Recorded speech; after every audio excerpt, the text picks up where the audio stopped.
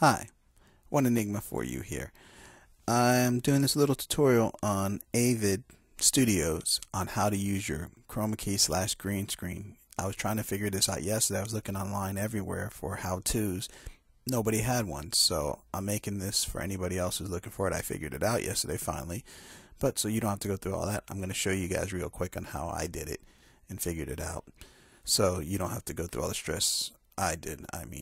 It was horrible.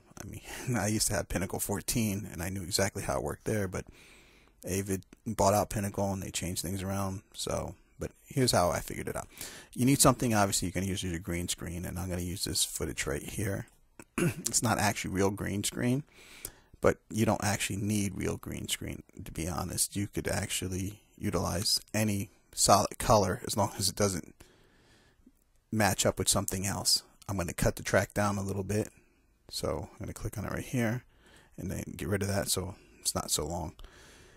And then you need a background. I'm going to use this railroad track crossing picture that I've taken as my background. And then I'm going to expand it out so it matches the same length. Now, if you look, you can see the railroad track and then the green screen thing here. And they're not exactly the same, so that is a problem. So you know what we're going to do? We're going to take the railroad track and we're going to shrink it down we're going to right click on it, open effects editor and such, and we're going to use corrections, which is going to open up ability to crop. I'm going to crop it, and I'm going to bring this down to about here. I'm going to bring this up to about there.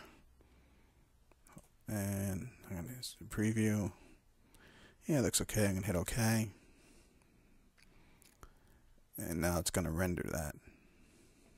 Should take a few seconds to render across here. So every time you make a move, it winds up rendering things for you. And from what it looks like right here, it looks like I'm going to need to actually shrink it down just a tad bit more. So before it even renders fully out, I'm going to do that right away. I'm going to open up the effects editor again by right clicking on my picture, corrections,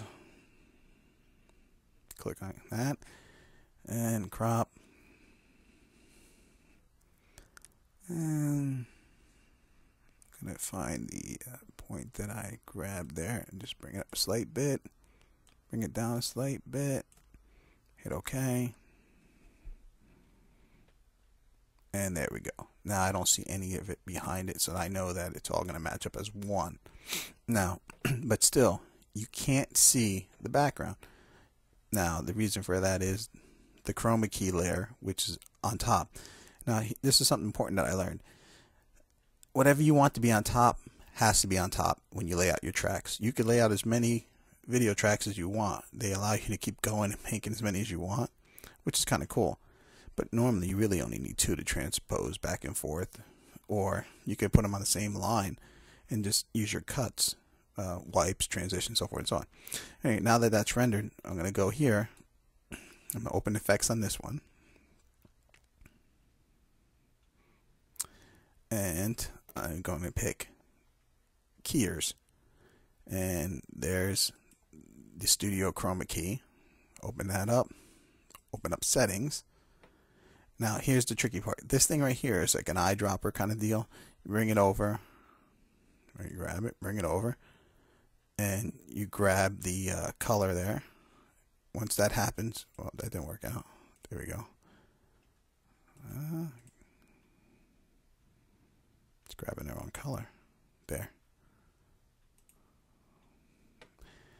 That might be right. Let me see.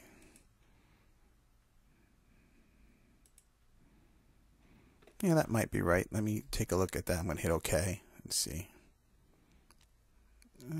Yes, that is right. So once you grab that background color, it automatically makes it transparent. As you can see now, the railroad tracks are showing through, and the candle seems to be floating on top of them. And almost looks like they're in the same spot at the same time, but of course they're not. I'm going to turn down the volume on this guy right here to mute. and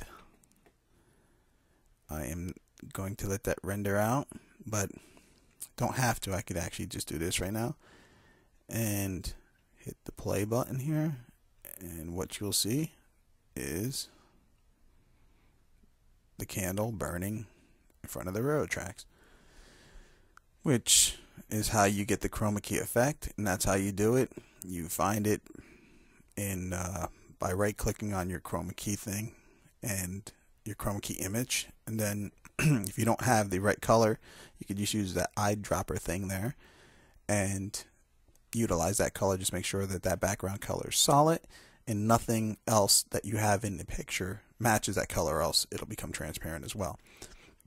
So that's basically it, and how it's done real nice and quick. You could utilize all these other effects to make it better and nicer. One of the effects the old Pinnacle 14 had was you could actually take this image and resize it to any size and move it anywhere around. I don't know how to do that with AVID Studios. If anybody does, please leave me a note in the comments or email me. Let me know, because I would like to know how to do that on this one. That'd be nice to know too. Alright, it's one enigma for you. Hope this helps you out figuring out how to use this.